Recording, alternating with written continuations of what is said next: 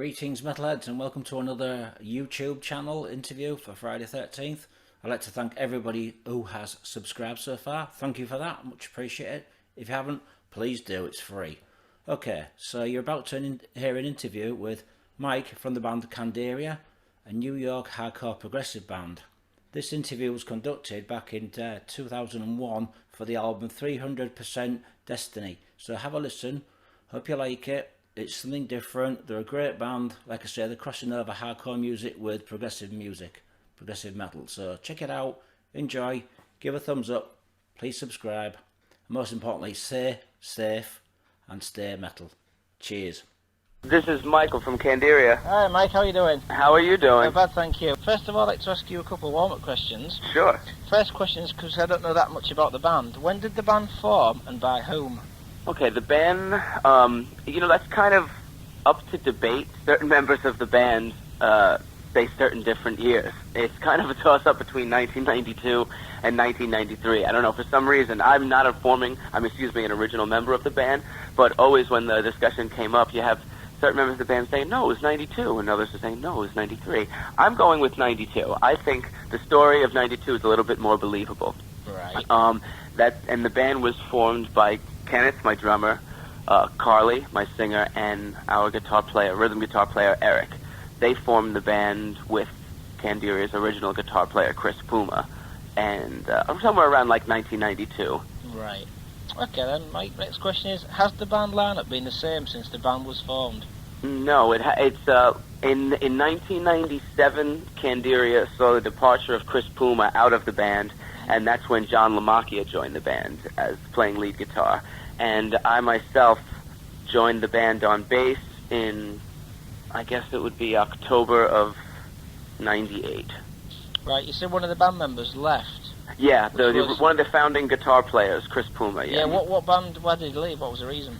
He just, it got to the point where Candiria started accelerating to a level where we had to go out and perform quite frequently, and Chris Puma was into it for making music, but he had no desire to go out and be a touring musician or, a guy in a band or something like that. He just really loved to make music. That's very strange because people, when they join the band or form a band, they expect to tour at some point. Yeah, a lot of people do. A lot of people really do, and it was something that he didn't. If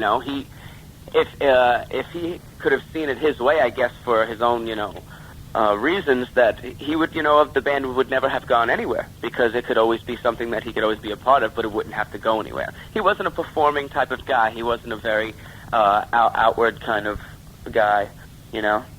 Right, so who was he replaced by? He was replaced by John LaMacchia, our current lead guitar player. Right, so what band was he in before joining Candiria? He was in a band with me. We were both in a band from around 92 until about 96 called Dead Air. It wasn't, it was aggressive in more of kind of like a 70s prog rock kind of way. Really? We were more into something like that. We weren't playing really overly aggressive heavy metal or hardcore at that time, me and him. We were doing something more that was kind of like a cross with, some Zeppelin and, Pink Floyd, a little bit of, we touched on King Crimson at times. Not nearly as musical, but those were our influences, things like Jethro Tull. Because I'm into progressive metal, but I've never heard King Crimson. Everybody's like Dream Theater said to me, you've never heard them. Yeah. No, so really? Maybe I should check them out. Oh, definitely. Definitely so. What they're like, definitely. are they real strange, or they're real... King Crimson? Yeah. King Crimson are just, they're like, to me, I won't say the founders of progressive rock, but they were just amazing, amazing musicians, and they just decided to, fuse all sorts of jazz elements with rock and, the big, rock band kind of thing. They wrote some of the best music you're ever going to hear, if you're really into music, Is that Tony Levin? Excuse me? Is that the bass player? Yeah, Tony Levin, exactly. Yeah. He's not one of the original members of King Right. Crimson, and I'm more of a fan of the older stuff. Like, I definitely do like the Tony Levin, Adrian Belew, Robert Fripp years, but I do also really enjoy the earlier stuff, the first couple of albums that they put out. Albums like Lock's Tongue and Aspic and Red, that's another album that's fantastic, Starless and Bible Black. Those are really, really great progressive rock albums. Good. Just beautifully written. Right, okay then, Mike. Next question is, so why the band's name, and also what does it mean? Candiria. You know, we get this question asked to us so much, and I really, really wish that I did have some kind of extraordinary story to tell upon the band's name, but it's so simple. It's Candiria is a word that our guitar player, one of the founding members, Eric, he just made up. He was fooling around with like a couple of different words, and I believe it came down to one thing that, you know, there's in I believe it's the Book of the Dead or something like that. They speak of Kandarian spirits, or it's like from some Enochian language or something like that. I don't know exactly what the stories behind it, but he just bastardized this word to say Candiria, and he had no idea what it meant, but it just rolled off of his tongue, and he said that he felt, you know, quite moved by, you know, by this word at this time that just came to roll out of his mouth, that he had no explanation as what to it meant. So he slapped it on the band, because at that time the band decided to go into a direction that, you know, the music was quite eclectic and no one really could know what exactly to make of the band and what to label the band. So it was kind of a suiting title. Have you always been this sort of style then, since you first started? Have you always played this sort of like wacky music? Since the start of all of us playing, yeah, period, like individually? No, as a band, when you first started out in the demo days. Was in the demo days, yeah. Even, I would say the band that me and John were in was very quirky, very wacky. Even though we tried to be, you know, melodic and some, you know, just like song-oriented. We were we were musicians. We went off on musical tangents all the time. And Candiria also, in the demo days, was pretty much a death metal band. The very first death metal band, it was, the demo, it was very, very death metal. I guess you can kind of put it in lines with, you know, influenced by like Suffocation or Obituary and things of that times. Yeah, like around of those times. The first demo is kind of like that. Right. The second demo, which was much more widely known, because the first demo really not many people knew about, was the first hint of Candiria having like a little bit of a jazz influence. There weren't jazz parts or fusion parts per se, but it was very, very technical death metal. That was the subliminal demo tape. Kind of like Cynic. Much more aggressive than Cynic. Right. And not, you know how Cynic would break into all of their musical bits. This was even pre-Candiria breaking into the musical bits. It was just, from a jazz perspective, there was lots of, you know, dissonance or atonal chords and odd time changes and, you know, very jazz-influenced drumming. But still, the band was very, very death metal. It was probably the last, you know, time that Candiria was very death metal. So in its very, very infant stages. Were you known by bands like Suffocation and Cannibal Corpse? And they were all from New York. What's that? I'm sorry? Were you known by the bands like Suffocation and Cannibal Corpse? Because they were from New York at the time. Yeah, I myself was never a death metal guy. I knew of the bands like Suffocation and Cannibal Corpse because I, you know, had tons of friends that were into death metal, and they, you know, like you say, Suffocation was from Long Island. Cannibal Corpse, I think, is from Buffalo. Yeah, the way, yeah. So they're right around there.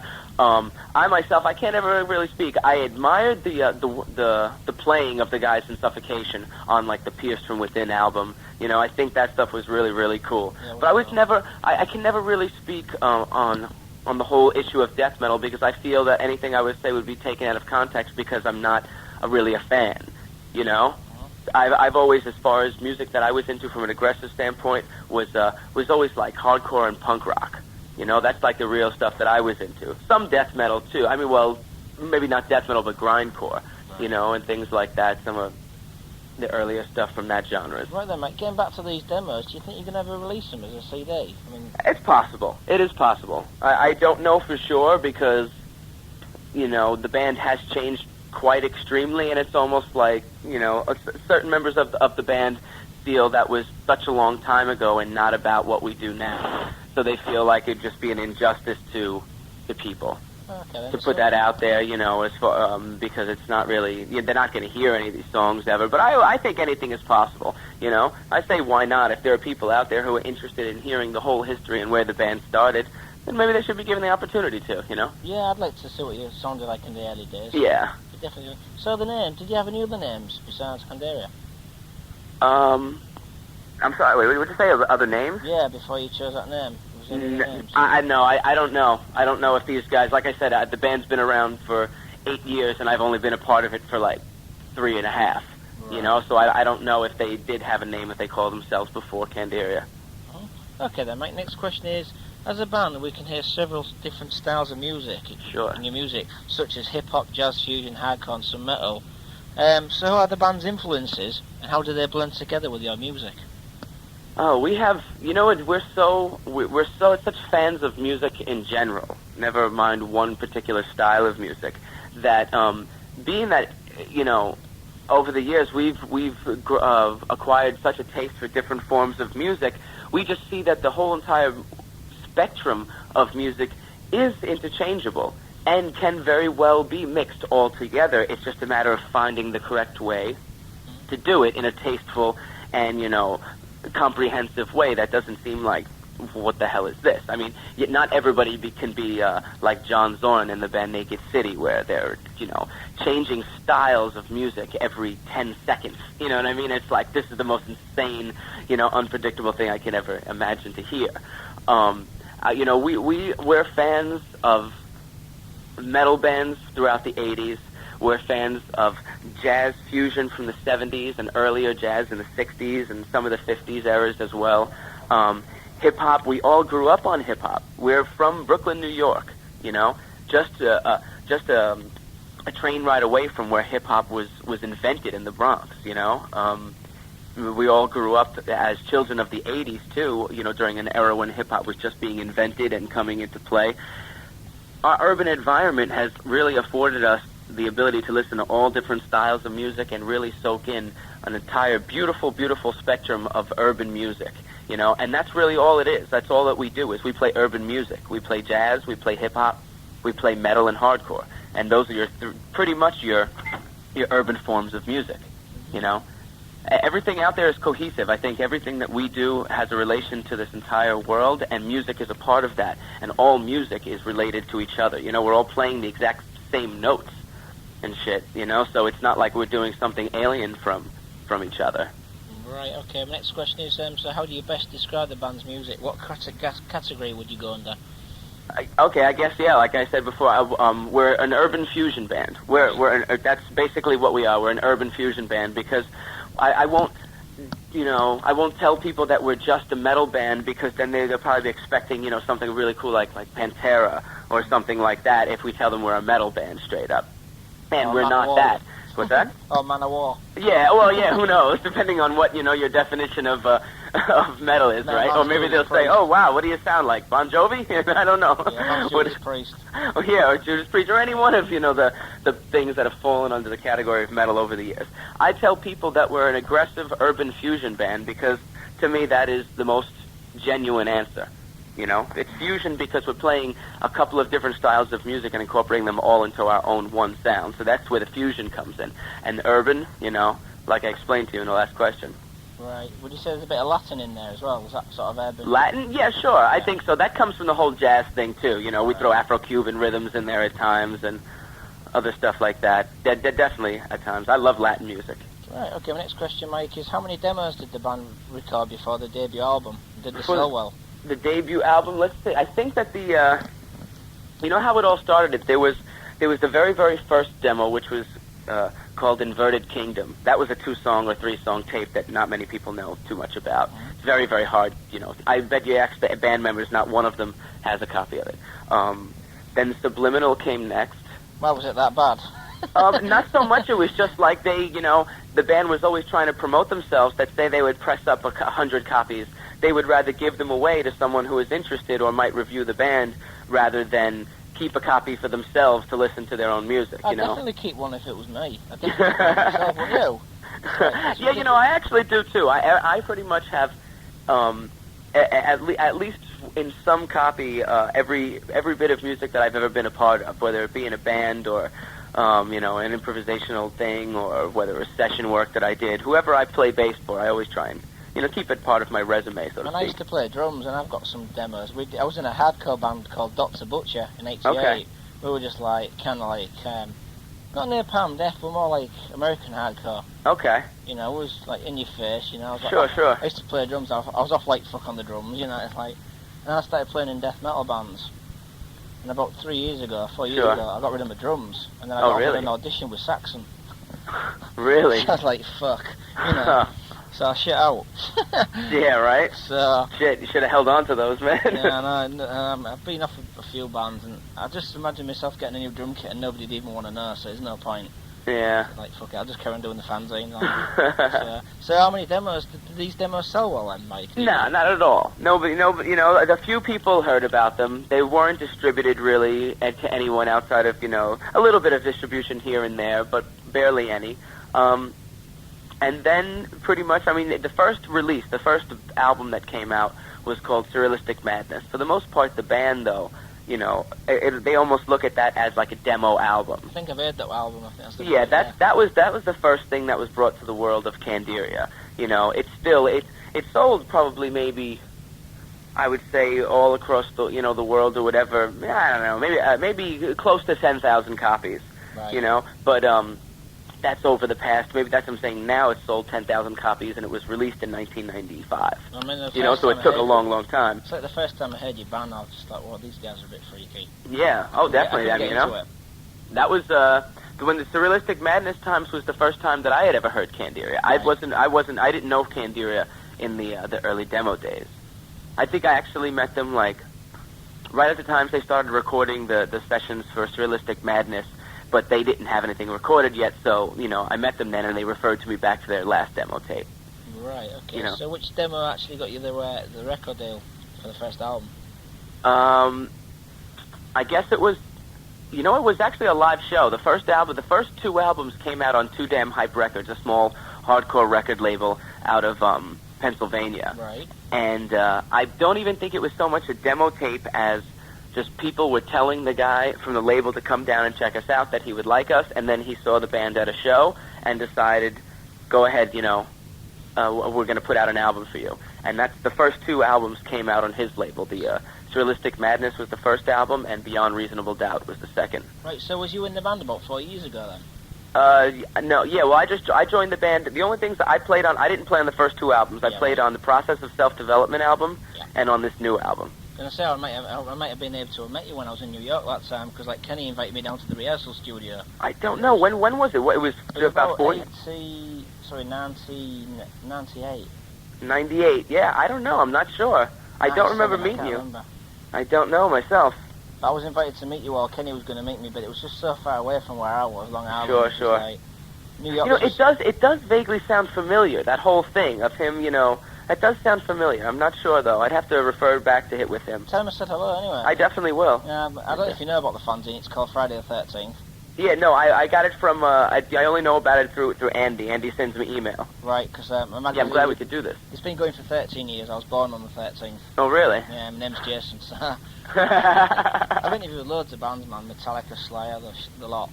Yeah, that's great. 13 years. I must be the longest lasting fanzine on the planet. Yeah, that's definitely a long time. 13 years, man. I mean, I sold some magazines in New York, a shop called Slip Disc. Okay. On Long Island. Do you know that shop? Yeah. Yeah, they sold some fanzines for me a while ago. Cool. All right then, Mike. Next question is, in New York, what was the reaction been for you when you first came on the scene? What sort of reaction did you get from New York, like public? Well, let's see. I would say that.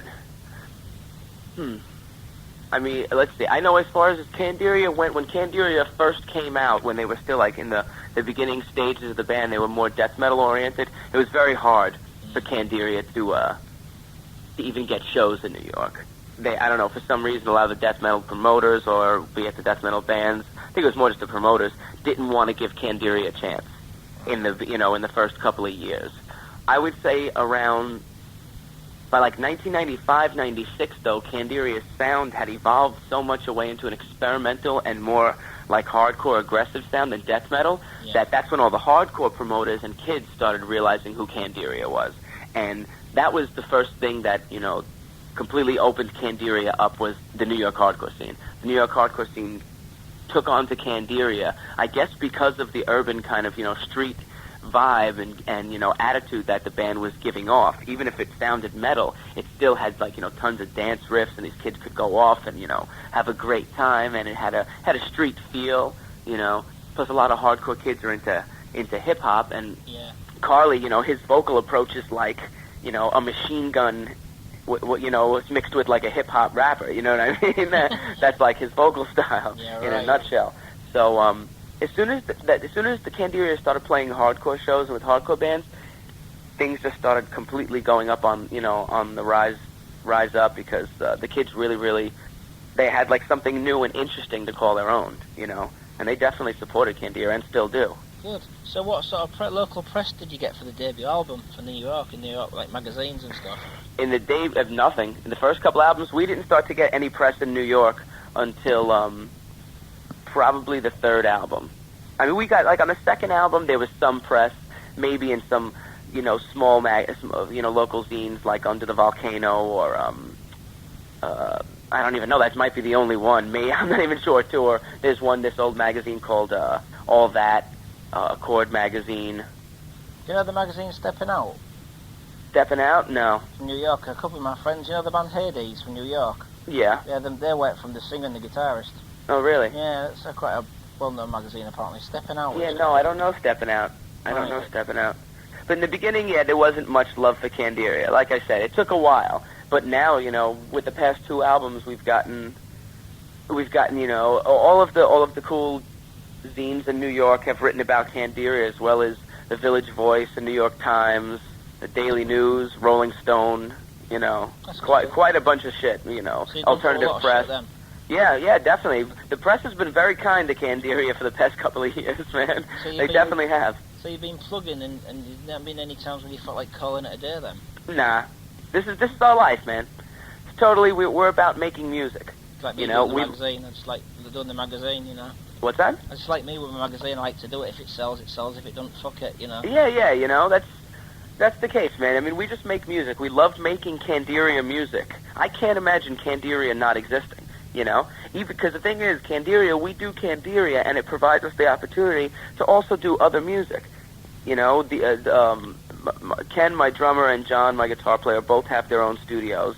Not huge studios, but they have, good studios where they get to, make music of their own and collaborate. And we're all, keeping very busy with, different projects outside of Candiria as well, and it's great. It keeps everything nice and fresh. Candiria is, like, probably my only form of like, heavy music, like, outlet.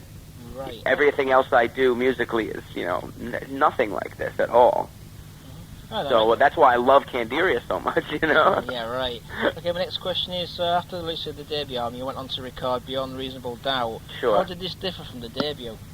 Because I've only heard the first album and the new one. I haven't heard the ones before. It was a lot more, I would say, a lot more experimental and a lot more hardcore, in the sense that that there was a lot of, like, what the kids refer to as the dance riff, where the breakdown, if you will, where everything, everyone goes off and really has a good time whooping it up in the pit.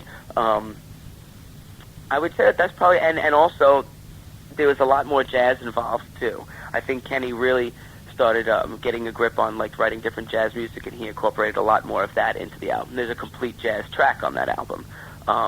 It's also the first album when they, that brought Candiria's first all hip-hop track out to the world. Beyond Reasonable Doubt was a way for Candiria to continue experimenting, but also opening up, even more, doors as far as music was going on the album. Right. Okay. So how do you see each album as a progression?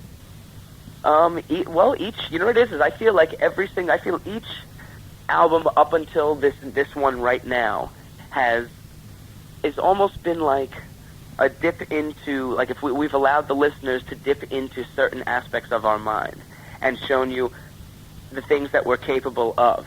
And now I feel with this latest album, we've kind of found who we are, found what our sound is, and our style. Our songs are a lot less tangent-ridden on this album, and a lot more, even if there's lots and lots of parts which we write lots and lots of music, they're more song-oriented. They make more sense. They flow better. They're more mature, And I feel that... No, actually, Mike, I'm not a real big hip-hop fan, but I tend to like the hip-hop when it's mixed with a metal band. Yeah. Sounds like I listen to the hip-hop songs that you've done. Yeah. I know you play in other styles as well. But a full rap album just bores the shit. You know what? I'll tell you the truth. I love hip-hop, and a full rap album bores the shit out of me, too. You know why? Because most people who make hip-hop fucking make boring music. It seems You know what I mean? Every word seems to be fuck, and it Yeah. just gets so boring. Yeah, of Gangster course. I rap mean, was just the biggest bag even of you wank. listen, the way I've listened to, like right now, there's an album, there's an album coming out by this hip hop guy. His name is Pete Rock, right? And he's putting out an album called Peachstrumentals, and you know, his little take on it's an instrumental hip hop album. I think that there's one or two songs or parts that have actually vocals on them, some hip hop vocals. Right. But the thing that I'm into is about there's the way to you can make hip hop and make beats and groove oriented music like that where you don't even need a vocalist to come on and it keeps you hooked. You know what I mean? It's good music is good music, regardless of how complex or how simple it is. So that's why I want to check out this Pete Rock album, because I want to see, you know, if this guy, he's a great producer. You know, I want to see what he's dropping to the world as far as his music and how strong it's going to hold up without vocals, because it is totally possible. But a lot of people who write hip hop, who write pop rock, who write metal, they write boring music, and that's you know, the one problem. I mean, I think the song that broke it for metal and rap was Anthrax. Bring the Yeah, Noise. probably. I think that was Great the song. first indication, whereas because, you know, I felt that even though Run DMC and Aerosmith That did was Walk shit. This Way That was years shit. ago, that was a novelty thing. You know what I Yeah. mean? It was a novelty. I think that the Anthrax and Public Enemy thing was the first thing that was like it made it to be into both hip hop and metal. You know what I mean? It was the first time. How many times do you remember? I'm sure they had them over in the UK in the 80s. There was in like all of the metal magazines T-shirts that said Yeah, "Rap they were Sucks." also on loads of times in the 80s. You know, "Rap Sucks." In Faces of Metal and Hit Parader and Rip Magazine and all of them. You open them up, they all said, I'm sure in Kerrang they had them too, "Rap Sucks" a T-shirt. But when Anthrax and Public Enemy did that joint together, it made it cool. You know, that hip hop and rap, you know, could coexist together. It was so excellently put together. Yeah, it definitely was, you know, and it paved the way to me for a band like Rage Against the Machine, you know, who was the first band to come out and do like a rap rock thing. You know, to me, that those guys right off the bat were the first ones doing it, even though you have bands like Korn and Limp Bizkit who supposedly are, you know, the patriarchs of this style and the best thing, you know, whatever. I'm not going to talk bad about any band. I refuse to do that. But, you know, they're not, I don't know. Whatever. Where's Limp Bizkit from? Are they from New York? No, they're from Florida. So is the singer from New Kids on the Block? This is the question that everybody's asking. No, I don't believe so. The drummer. The DJ, however, was in House of Pain, the hip-hop group House Yeah, of Pain. him, yeah. No, they were, you know, I don't even know much about, you know, Limp Bizkit. I don't know that much about them. I know that, you know, they're everywhere, all over the place. They're, you know, big popular band, but I don't know, like, bands they might have been from or if they were into the underground scene prior and stuff. Yeah. You know, who knows? Maybe they were. Obviously, that guy, you know, there's a singer, Fred Durst, he was a tattoo artist or whatever, so I'm sure he was around and knew tons and tons of people throughout the scene over the years. I mean, the thing that pisses me off, Mike, is people like Slipknot, they do one album, they get so much hype, and there's people like yourself struggling. Yeah, well, it's true. It's true. You know what it is? But it's the way I see it is, it could piss me off too. But then that might it kind of if I let that piss me off, then it might interfere with what I'm trying to do as a musician and how my music relates to me and my purpose in my life. You know, I think that if I started to let something like that really start to get to me, then I might start to jade my feelings towards my music. You know, and I might write something that's not real or not passionate or might be something, you know, impure. And then you know what? I've just fucked myself because, you know, it doesn't make a difference, you know, what people really think about your music, you know, because it is your art form. It's great that people love my music. It's fantastic. But whether they did or not, I'd still make this style of music. Maybe I wouldn't put as much effort into it to make a career because it wouldn't make sense. You know, if no one liked your music, how are you going to, you know, and you're trying to make a career out of it, what would be the sense of it? But I feel that you have to be true. You have to be true in your art or else you've spoiled what you're doing and you're just lying to yourself, you know? Right, okay then, Mike. Next question is, so what happened with the deal with MIA Records? That deal, it was an alright deal, but they fell apart. That label completely fell apart and fucked themselves in more ways than I'd like to talk about. And they had no finances, or at least the guy who owned the company, put a freeze. He actually had money, from what I was told, but he put a freeze on it because he lost so much money for so many different, bands that didn't go anywhere, or bands in the beginning stages of the label that just, were fucking assholes and took all sorts of money for stupid reasons. So by the time he had a good staff and a good office in New York, lots of the money was already gone and couldn't be accounted for and all sorts of shit. So all of the bands that were actually going to do something for him, they got the shaft in the end because nothing, happened. Their albums weren't really promoted the way they should have been, and the label folded. To me, it was, the way I feel is it could have been a really, really good record company, but there was too many, cancerous things on the inside that fucked everything up. So I'm glad that they folded so that we could get on with our lives. I'm glad that we didn't get held up in any kind of litigation. Right, because I used to get CDs from that label, but I never got your album. Yeah. All right then, Mike. Next question is, how did the deal with Century Media come about, and how long is your deal? That deal came about with one of our business associates. He had been working all sorts of different negotiations, or just over the years with us, with all of our other contracts in the past, and he also was basically looking out for us and to see where we were going musically, as and making sure that we ended up in a decent record deal with a decent record company. So he had been kind of proposing Candiria to Century Media for quite some time, and Century Media turned him down several times. It wasn't until this, I would say maybe a year or so ago, or maybe even a little bit less than that, that Century Media finally was into the idea of Candiria, wanted to work with us, and we came to terms, that we were going to do one album with them, and we'll see where the relationship goes from there. But right now our contract is for one record. Right, okay. So how are things with the label? Things are very good. I'm very, very happy. Our A&R man is a great guy. Who is he? His name is Steve Joe. Right, because I know they had that Borivo Cardwell. Oh, yeah, no. I don't know him. I think that was a friend of mine's A&R man, right. I think the guys in Marauder, I think he was their A&R man. All right, I know the Marauder guys. What's that? I know the Marauder guys. I played in my home city a couple of years Oh, really? ago. Yeah. Yeah. Seen him at Dynamo Festival and shit. Sure. Yeah, cool, excellent. So what other labels approached you, Mike, besides Century Media? This time round, well, let's see. I'm trying to think exactly. We could, it wasn't so much labels approaching us. Right. We came out of our our contract with MIA, and right off the bat, we knew that our contract was up with MIA because they were in breach of contract. So we knew we were out of that deal, and we knew we had to have a new album come out. Right. We were like, okay, this album that we've been, we toured on this album for a year. We just knew we had music in us to write also. So in that time period, it was only probably a couple of months time period, we started writing the album with no record company in September. We were like, we're going to go in, we're going to start writing our music, and we're going to let a couple of record companies know that we're out there and we're looking, and whoever gives us the best deal is the one that we'll go with. Right. So we went to the obvious kind of things. We wanted to see if Century Media was interested. We wanted to see if Relapse was interested. We wanted to see if Roadrunner was interested.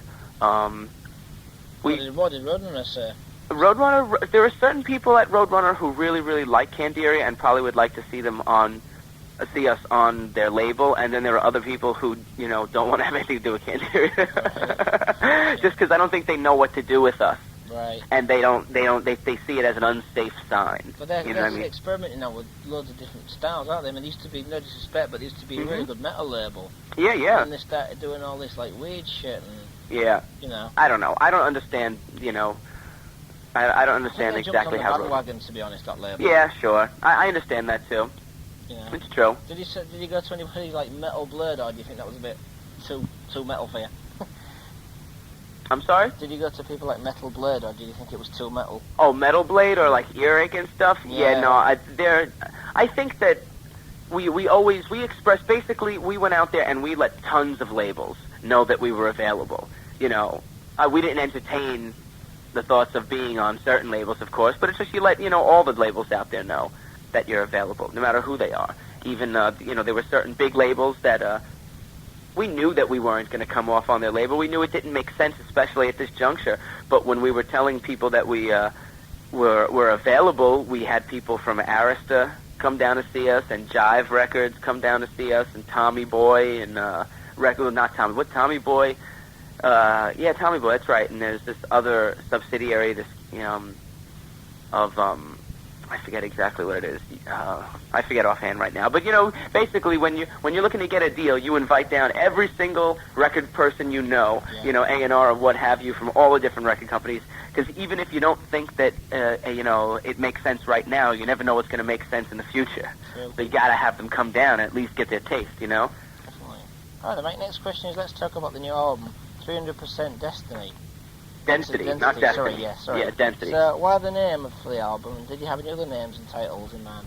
No, we had no other titles involved. What we just decided was we wanted to make, a really, really heavy, aggressive, large album. We wanted, like, when you turn it on, you stand in front of the and put it up nice and loud, that as soon as, the album begins, you feel like this crushing weight come upon your chest, We wanted to make a really, really thick, heavy, aggressive, album. And somehow the title 300% Density came up because these guys, in one of the guys from my group and a guy from another group that we're friends with, they were on the computer and they were working, I believe in Photoshop or something like that, taking care of some artwork that they were doing for another project. And it came about where there was the density level of this one particular image that they were manipulating, and they were sitting there and they were increasing the density and decreasing it as well. And then the guy turned and he said to him something like, I think you should increase the level to 300% density. I think that'll be as thick as we need it. And it came up, and then that's exactly how this one particular looked correct or something to that effect. And the name just kind of stuck with everybody, it's something about the title stuck. We were like 300% density. We were like, that could, really, really relate exactly to the type of album that we're making. We obviously something that you're going to have, the most it could be is 100%, but it's ridiculous to consider something 300%. You know what I mean? Yeah, so that's why we, that's why it kind of felt like it should be the right title. So you didn't have any other titles? No, we had no other titles. We didn't really think too much about the album. Honestly, while we were recording the music, we had no idea what we were going to call any of the songs. We had no idea what the name of the album was going to be. We had no idea what the artwork was going to look like. We just wrote music because the thing is, like I said, we had no label. Right. So we had no really perception of we're going to make an album for this and it's going to look like this and blah, blah, blah. We just went in saying, you know what? We obviously have to write new music, so let's start writing and recording music. And that's exactly what we did, Right. We just knew exactly kind of like the approach musically we wanted to go. Right. Do you think the album would have been called a different title if you'd have got a record deal before you started recording the album? I don't know. That's a good question. I don't think I can answer that. It's quite possible. It's quite possible. It might have been. Right. It might have been because our focus might have just been on something else. Right. It all depends on what kind of where you're at and where you're meditating at, or what you're meditating on when you're doing the whole writing procedure. So, who did the artwork for this album? And does it really the artwork, it was Ken, my drummer. Yeah, Ken does the artwork for all of our albums. Right. Does the artwork and the title represent the band's music? The title, definitely so. The artwork, I think it's that... very dark as a T-shirt. It looked very dark. It's very dark. It wasn't supposed to be that dark. That actually is a printing error. And it's hard for me. It's hard for me to really even speak exactly about on the artwork right now because I still have yet to see it the way it's supposed to look and absorb the whole packaging. Yeah. Because it didn't come out the correct way. There's lots of hues of brown and dark in there where they should have been red and more vibrant and more crisp. So it's to me it almost looks like a completely dark. There's like this filter over our entire album and I feel like I've yet to really see it. You mean like a Metallica or Spinal Tap cover? Yeah, almost. Exactly. None more dark. Has anything ever happened to you like Spinal Tap where they get lost in the basement? Oh boy. I wish. That would be so much fun if I could have some kind of story to tell like that. It really would. No, nothing nearly ever that clever has happened to Candiria. I wait for the day something like that. So. Hello, Brooklyn. Yeah, right, exactly. Hello, Brooklyn. Right then, Mike, my next question is, so what sort of press reaction have you been getting for this new album?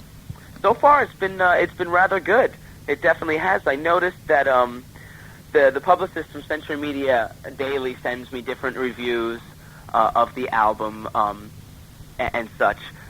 So far, let me see, the things that are off the top of my head that I know have gotten great reviews are, Kerrang? Kerrang gave us 5 Ks. What's up with them?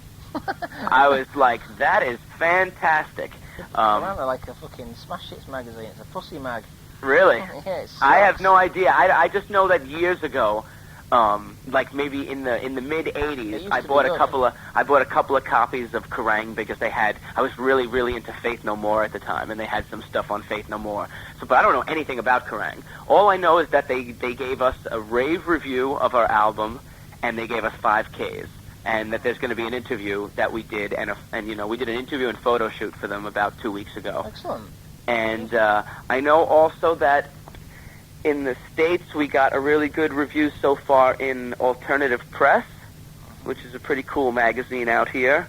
I'll have to send you an email. If you give me your email address at the end of the interview, I'll send you the email review tomorrow. Oh, cool. It's no problem. I would definitely like so. Yeah, I'd definitely like you to do that. Yeah, I'll email it to you so you can check it out. Cool. Okay, my next question is, who writes the music and lyrics for the band? The lyrics are strictly written by our singer, Carly. The music, however, is a complete collaboration of mostly me, the 4 stringed, there's the 4 actual musicians of the band, for the most part. But Carly also does lend his ideas as far as music goes, too. He makes sure, he comes to all of the band rehearsals, and because he has riffs that he hears in his head that he'll try and, sing out to us, or ideas that he's trying to convey musically. But for the most part, the music is written, by Candiria, or the 4 actual players of the instruments that comprise Candiria. We each all write riffs and parts and ideas individually on our own, and then we just bring them together and we show them usually to Ken, our drummer, and he'll put his take on it. Maybe, we'll clean some things up if they are a little bit awkward rhythmically, or if we maybe need to enhance something a little bit rhythmically to make it a little bit more interesting. And then we just start, taking all of the library of riffs and ideas and parts that we've assembled over some months and start stringing it all together. It's usually pretty organic. The songs just they just seem to flow together. And, we know when we write one part, it's like, oh, okay, we'll put this part next. And, all right, then, we got to think. But, then we can put, this other idea. Remember that idea you had, 2 weeks ago? We'll put that here. This album was pretty cool as far as writing the music. It came together very naturally. Right, so I've got the promo CD here. Looking on the back, I don't know if you've seen the photo of the band on the back. No. Who's who? Which one's you? I'm trying to see. You got the gloss. I got the promo one. The promo. Oh, okay. Yeah, the promo. Yeah. I am the guy who is probably in the foremost, wearing the blue button-down shirt with the shaved bald head and gray shorts. Right. I'm not sure exactly. I don't have one of those promos. Right, you're the one with the baseball cap. No. Not that guy. Right, there's two baseball caps. Yeah, there should be. I'm trying to think. There's the African American guy. There's my singer. Yeah, what it called? My singer Carly has the Yankees baseball cap on. Right. It's a really small fucking photo, man. Yeah, it's a really small photo. The African American guy is Carly. Right. The other guy with the baseball cap, he's Eric, the rhythm guitar player. Right. The guy wearing the red shirt. Yep. There's a guy wearing a red shirt, right? Yep. Okay, he's our lead guitar player. Ken is... you remember what Ken looks like? No, I don't. No, you don't? Okay, he's wearing, I believe it's the Coalesce t-shirt, a gray Coalesce t-shirt. Right, there's a guy wearing blue shorts, so it looks like blue shorts with a black t-shirt. Is that you? No, that must be Ken. I'm the guy wearing... I definitely believe I have a blue, button-down shirt, gray shorts. It looks like a blue shirt, t-shirt. It looks like a blue T-shirt. Yeah. Okay, yeah, it's not a blue T-shirt. I don't think, but I'm not even sure exactly what I was. Oh, okay. My next question then, Mike, is so briefly, could you tell me what the songs are about in the new album? Do you know what they're about? Well, so, for the most part, what the album...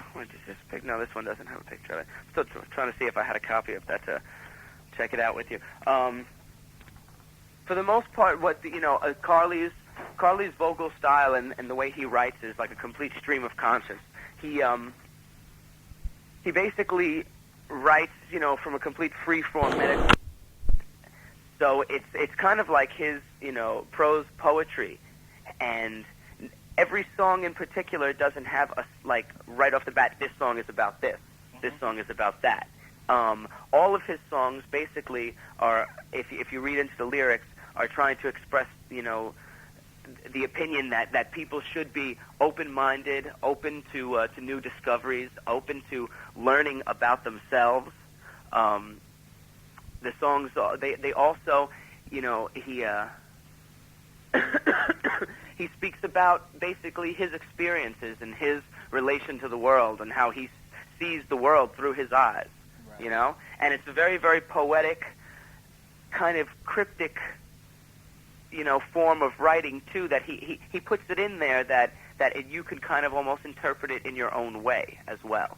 Right. There's not like a set thing where, you read lyrics and you're like, okay, the guy's obviously talking about this. You know what I mean? It's kind of like left to open to interpretation, his lyrics, Right.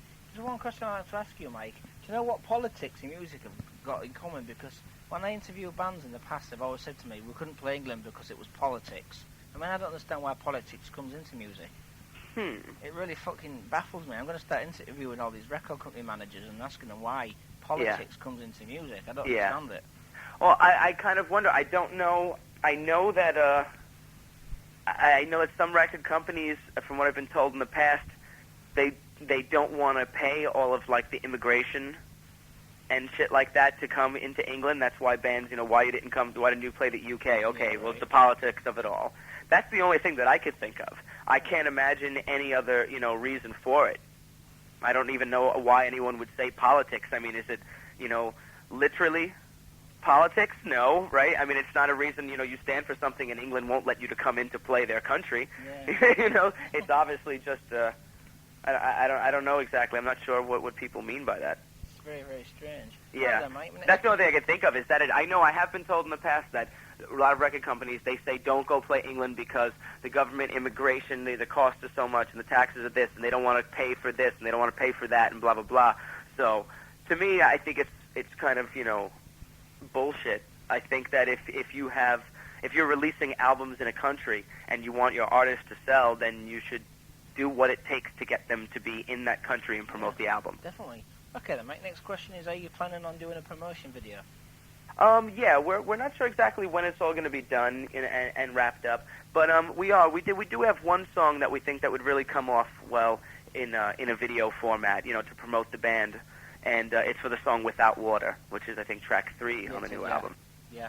I wouldn't say go looking for it just anytime soon, because there's a lot of other stuff, groundwork as far as touring, that we really have to take care of, that a video isn't right up our alley just right yet, because for in the States, for one, very few places are going to play your video. Yeah, that's a lot of people are saying that to me on Instagram. Yeah, so that's the thing. So it is a good tool, and there will be one, but it's not going to be like, per se, how whenever every time a new band on Universal Records or whatever, it's the day their album comes out, they have $1 million video on MTV. You know what I mean? They're not going to play a video. MTV is not going to play a video from a band on Century Media Records. Right. Especially not one that they spent maybe a few $1,000s on. Right, okay then, mate. Next question is, are there any plans to tour Europe and the UK this year? If so, who with? Oh, yeah, there definitely are. Right now we're talking about coming out in the fall months, maybe end of September or October with Biohazard. They're planning a tour of Europe sometime then. I'm not sure. Somewhere between September and November.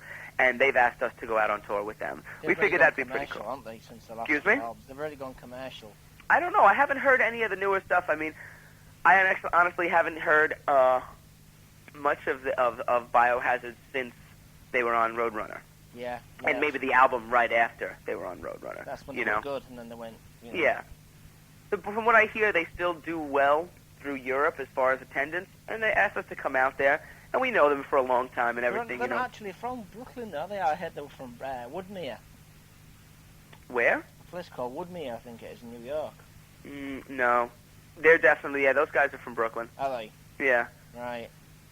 Because somebody showed me Evan's house, he said that's where he lives, and it looks like a real posh house. It's like, fuck, I believe that Evan lives out in Long Island now, but, I think so, yeah. The rest of the guys, I believe, live in Brooklyn. But no, those guys are definitely really from Brooklyn. So, they asked us to go out there. We were like, yeah, that'd be cool. We figured they still have a good following out in Europe, and it'd be cool to tour Europe with people that for the first time out there. And whether we go out there with them or with another act or ourselves, we definitely, before this year is over, we will be doing a full tour of Europe. So who would you like to tour with if you didn't go on tour with Biohazard?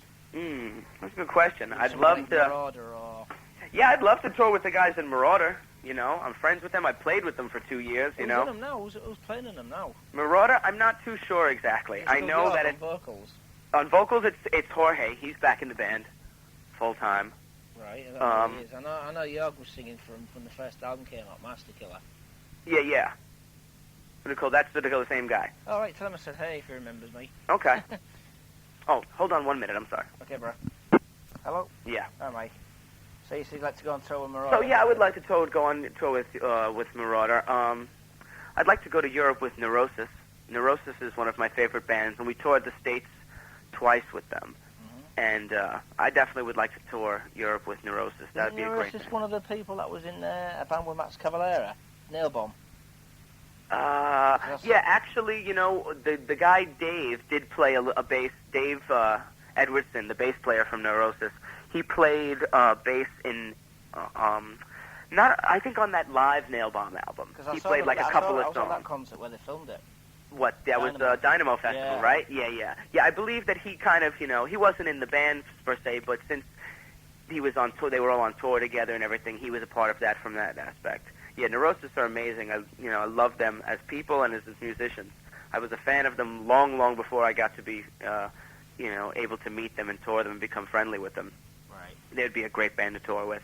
But there are all sorts of bands I'd love to tour with. I'd love to tour with them. I'd love to tour with a band like the Deftones. That'd be fantastic. To play in front of that many people every single night. I'd love to, I don't know. There's all sorts of different bands around the world that are pretty cool. Who? Spinal Tap. Spinal Tap? That'd be the greatest show to ever play. Imagine that. Candiria and Spinal Tap. That'd be fucking brilliant. My question is, so what bands have you played with so far, or toured with in the States? Let's see. Tour-wise, we've toured with Earth Crisis. We've toured with Hatebreed. We've toured with Neurosis. The Dillinger Escape Plan, Vision of Disorder, Scarhead, Speed Dealer, Cryptopsy, Origin, Poison the Well. What do you think of Cryptopsy? Because those guys are fucking... I saw them. They're amazing musicians. They really are. They're really, really good. I think they're fantastic and very, very cool people as well. From Canada, aren't they? Yeah, they're from Montreal or Quebec City. Yeah, right. Who else have you played with them, Mike? Let's see. Who else? I'm trying to tour. The last tour was just them. We also toured with a whole bunch of good American bands, indie bands. The band Isis, Burn It Down, Drowning Man. Those were great bands. The band Puya they're like a Latin metal band from Puerto Rico. Excuse me? Is that the band on Roadrunner Records? No, Puya, they're on Circo MCA, I think. All right, I don't know. They're on a bigger label. Right. I must be thinking that Buranjaro, what they call them. I don't know. I'm trying to think of who else we might have toured. Faith No More and other people. It's Brujeria. Yeah, that's it. Yeah, Brujeria. Yeah, that's the Roadrunner band. Yeah. No, the band I'm talking about is not nearly. That's like brutal fucking metal with fucking someone screaming in Spanish. This is more like Latin tinged rock. Right. This band Puya, that's on Circle that we toured with. But yeah, we've toured. We've had the opportunity to tour with quite a whole bunch of really, really cool bands. And what I'm really looking forward to now is our next tour. Is we're going to be touring with the Bad Brains and the Cro-Mags, Bad Brains, which are both back together. Ago. Excuse me? I saw the Bad Brains when Dog Eat Dog first played England. Oh, sure. Great live gig. I mean, I've never seen a reggae band that rips into hardcore straight. Oh, sure, yeah. Like, it was so fucking good, man. Yeah, I can't wait myself. I mean, it's been years since the Bad Brains have been completely back together with the original lineup, and as well as Cro-Mags too. Now we have there's a new lineup of the Cro-Mags that are coming out, but it's Harley and John have squashed their old squabbles and differences. Is John and the original singer? Yeah, John's the original singer. Because I met Harley at Dynamo and he was saying that John's a faggot. Or Yeah, well, they're back in the band together. Okay, now that's going to be a big punch-up. Yeah. It's they're back in the band together, and with the other original guitarist, Doug, and the only person who's not in the band from the original lineup, I believe, is Paris. Really? But they replaced him with Rocky George from Suicidal Tendencies. All right. I never liked Suicidal Tendencies. I thought Mike Muir used to talk a lot of shit to the crowd. He just talks so much shit when he's talking to the crowd. Yeah. Thinking, fuck off and get off the stage. Right then, so have you actually played England before? Have I missed you or? No, we've never been there. Never been to Europe? No, Candiria. I was there. I played with Marauder on bass for 2 years, and I was in Europe with Marauder, but not with Candiria. So did you play in England with Marauder? No, I didn't do on that tour. I only did one tour with them. The one with Mojo? No, I did a tour. It was a headlining tour in the winter of '96. Right. With Marauder, and we didn't come to England. Well, I saw Marauder at Dynamo a couple of years ago. Was you on that bill? No. Right. I think it was on the Seven Deadly Venoms, what they call the album. Yeah. That was the Five Deadly Venoms album. I actually played bass on that album. It was strange. I didn't play on the Master Killer album, but I toured for the Master Killer record. I played on the Five Deadly Venoms album, but I didn't tour at all for that album. Right. What's kind of reverse. Like? Have you heard the new stuff? Marauder? Yeah. No, I haven't heard any of it. Right. Okay then, Mike, I'd like to thank you for doing the interview. Thank you very much. Do you have anything to say to the readers? And I wish you all the best. Well, I would like to say hello. This may be, the first chance that people are starting to find out who Candiria is, because I know our exposure hasn't been that vast throughout the UK. So I just wanted to say hello to everyone who's been picking up the album, and I basically just want to let everyone know that we will be coming to the UK as soon as we possibly can, hopefully by the fall, and that if you're looking for maybe a breath of fresh air or something new from a band that definitely does not inhibit itself to any one particular style of music, then you definitely need to pick up the album and get down with what we're about, because we're really, really into expanding people's horizons and their minds, and hopefully maybe that you'll find the beauty that is in all the different styles of music that we're particularly coming to, from just being into one particular style of music. That's the justice that I always like to do. If you like one thing about my band, maybe I can open you up to different areas of music. Yeah, right. That's the best thing that I love about it. I love turning someone who's just into rock into hip-hop, or someone who's just into hip-hop into jazz, or vice versa. I think it's a really great thing, we all discover different things by communicating with each other. That's the greatest thing about, us as people. We have the gift of communication and can teach each other. So that's basically what my mission is.